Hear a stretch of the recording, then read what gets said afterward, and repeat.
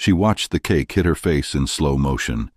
The cream, the frosting, the weight of 100 judging eyes all at once. In that single moment, everything changed. Not just for her, but for the woman who threw it, the man who stood frozen at the altar, and every single person in that room who thought they knew what wealth and power really meant. This is a story about pride, secrets, and the moment when the truth becomes impossible to hide. This is about what happens when you humiliate the wrong person on the wrong day. And this really happened. Why would a bride, on her wedding day, throw a cake at a young woman she'd never met? What made her so threatened, so angry, that she couldn't control herself in front of everyone who mattered? And who was this girl, standing there in her modest dress, trying so hard to blend into the background? The answers would shatter everything Amelia thought she knew about the man she was marrying. Amelia Richardson had spent 32 years building the perfect image. She came from old money, and she'd learned early that appearances were everything. Her engagement to Jonathan Whitmore, a real estate developer worth over $40 million, felt like destiny. Their wedding was planned down to the smallest detail. 300 guests, a venue overlooking the Pacific, and nothing was going to ruin it. Nothing. Lila Martinez grew up in a completely different world. Her mother, Sophia, worked 2 jobs to keep their small apartment in East Los Angeles. Lila put herself through community college, then transferred to USC on a scholarship. At 23, she was weeks away from graduating with a degree in social work. She had no idea that her entire understanding of her own family was built on a lie. Jonathan Whitmore had a past he'd never fully dealt with. 24 years ago, he was deeply in love with Sophia Martinez. They were together for 2 years. Then Sophia got pregnant. Jonathan's family was horrified. They told him that if he wanted to keep his inheritance, he would walk away. So he did. He left Sophia with some money and tried to forget, but he never could. When Sophia died suddenly from a heart condition 3 years ago, he finally reached out to his daughter. Lila had been angry at first, but slowly, carefully, Jonathan proved himself. They'd been rebuilding their relationship in private for almost 3 years. Jonathan hadn't told Amelia. He kept meaning to, but the timing never felt right. Before we dive deeper, let us know in the comments where you're watching from. We'd love to hear from you. And if you're new here, click on the subscribe button so you never miss any of our upcoming videos. The ceremony had been perfect. Amelia glowed as she walked down the aisle. The reception was just as flawless. The champagne flowed. Guests whispered about how elegant everything was. That's when she noticed the girl. Lila had arrived late, slipping in during the cocktail hour. She wore a simple navy dress and stayed near the back, trying not to draw attention. She'd debated coming at all, but Jonathan had told her how much it would mean to have her there. Amelia spotted her while cutting through the crowd. Something about the way Jonathan kept glancing in that direction made her look. She didn't recognize her, hadn't invited her. Who was she? Why was Jonathan looking at her like that? Amelia felt a surge of jealousy, insecurity, and fear. She walked over to Jonathan, her smile tight. "Who is that?" she whispered. Jonathan's face went pale. "I need to talk to you about something." "Now? At our wedding?" But Jonathan said, "Later, please." Amelia couldn't let it go. The champagne had loosened something in her. She walked over to Lila. "I don't believe we've met. I'm the bride. And you are?" Lila extended her hand, nervous. "I'm Lila. Congratulations. The wedding is beautiful."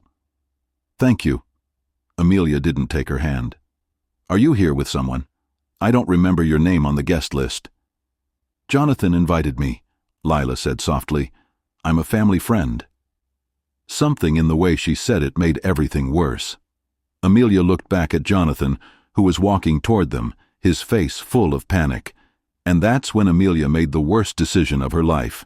She grabbed a piece of the 5-tier wedding cake and threw it. It hit Lila square in the face, cream and frosting exploding across her navy dress, her hair, her skin. The room went silent. Completely, utterly silent. 300 people stopped moving, stopped breathing. Lila stood there, cake dripping from her chin, her eyes wide with shock and hurt. She didn't cry. She didn't yell. She just stood there, frozen. Amelia forced a laugh. "Sorry, everyone. Just a little wedding excitement. Someone needed to learn about boundaries." Nobody laughed. Jonathan reached Lila, pulling out his handkerchief. "I'm so sorry. I'm so sorry." "Who is she?" Amelia demanded, her voice shaking. "Tell me right now who this girl is." Jonathan looked at his bride, then at his daughter, then at the 300 guests watching, and he made a choice. "She's my daughter." The words hung in the air like smoke. Amelia laughed, a sharp, disbelieving sound. "That's not funny." "That is the truth," Jonathan said quietly. "Lila is my daughter. I should have told you.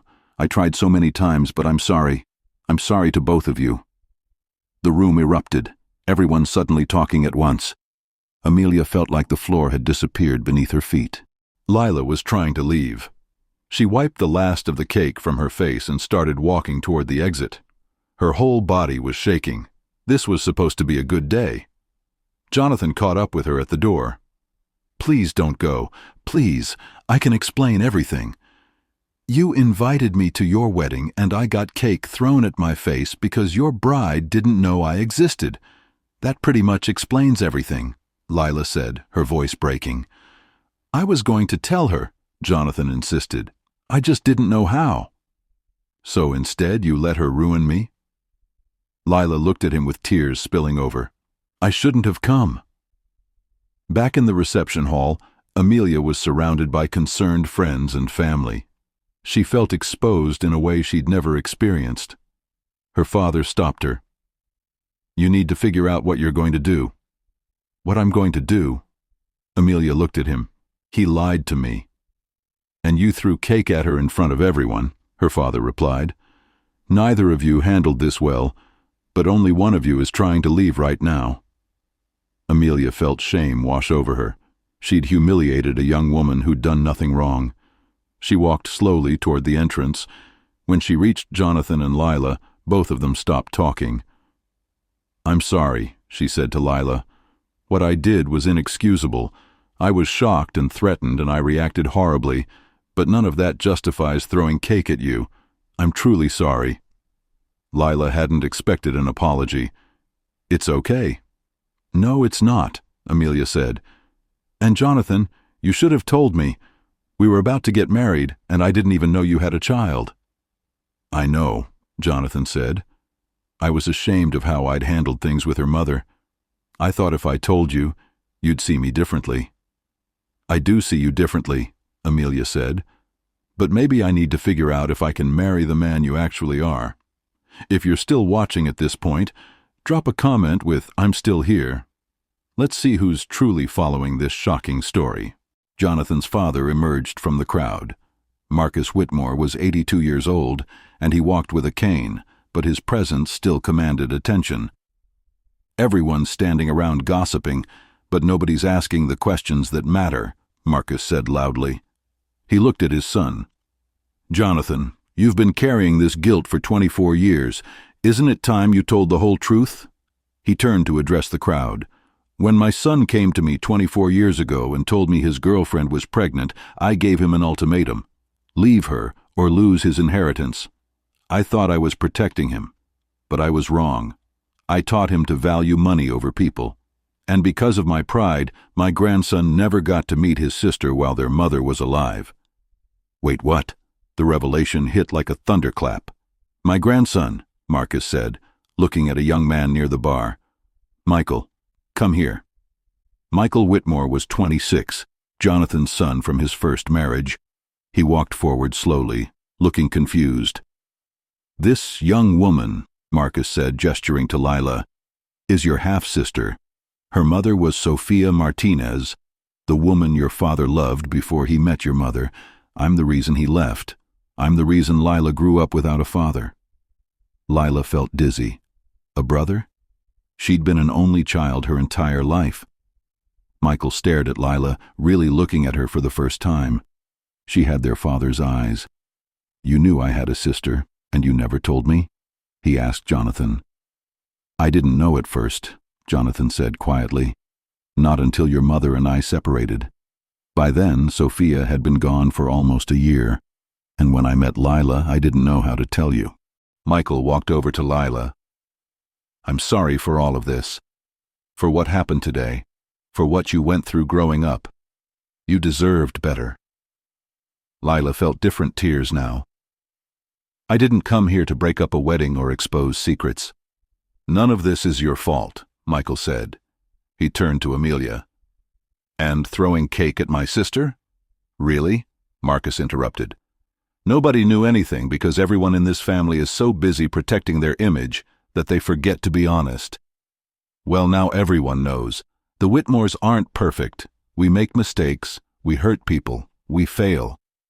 Amelia sat down, her expensive dress pooling around her. "I don't know if I can do this. I don't know if I can marry someone who hides things this big from me." "I understand," Jonathan said. "I wouldn't blame you for walking away. But I also don't know if I can walk away from someone who's trying to fix their mistakes," Amelia continued. She walked over to Lila.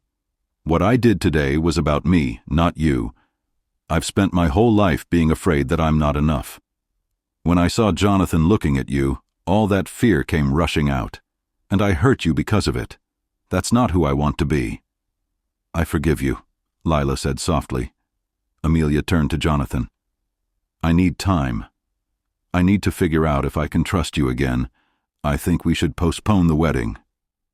Marcus put his hand on his son's shoulder. "That's the first smart thing you've said all day." Michael walked over to Lila. "Do you want to get out of here? Maybe grab some coffee and figure out what it means to have a sibling we never knew about."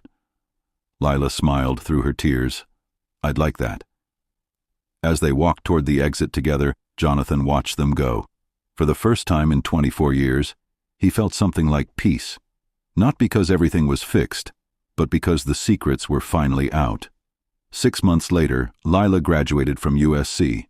Both Jonathan and Michael were there, cheering when she walked across the stage. Amelia came as well, sitting a few rows back. She and Jonathan were dating again, slowly, carefully, going to therapy and learning to communicate. After the ceremony, they all went to dinner. Lila watched her unexpected family gathered around the table and felt something she'd never quite experienced before: belonging. "What are you thinking about?" Michael asked her. "Just that life is strange," Lila said.